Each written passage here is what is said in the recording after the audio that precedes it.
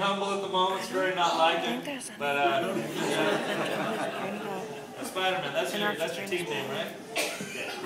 Maybe someone's gonna Every one of our competitors, when they go to a tournament and they win, they are allowed to adopt a superhero name for themselves. So, hence the Spider-Man hat. And I know there's a few others around here. We got the Iron Man back there with his camera, the Flash over here, Wolverine over there. Yeah, that's right. But it's just one of those fun things that we do. We have a number of superheroes running around our club, and we're very proud of them. Mr. Jesus is one of those guys that's been around now for quite a while, at different times in his life, attending more than others, and so on and so forth. But he made the choice to marry the sister of Angel and Edgar.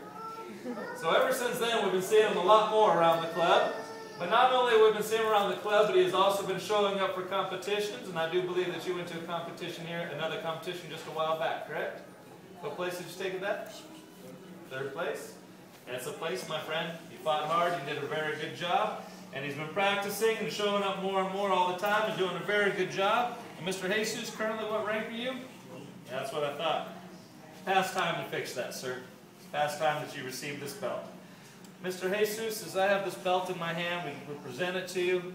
Just want you to know I'm proud of you. I'm proud of the decisions you've made. I'm proud of the important decisions you've made in life and that you've been sticking by them. Been watching you from the background, being quiet. You've been doing a great job.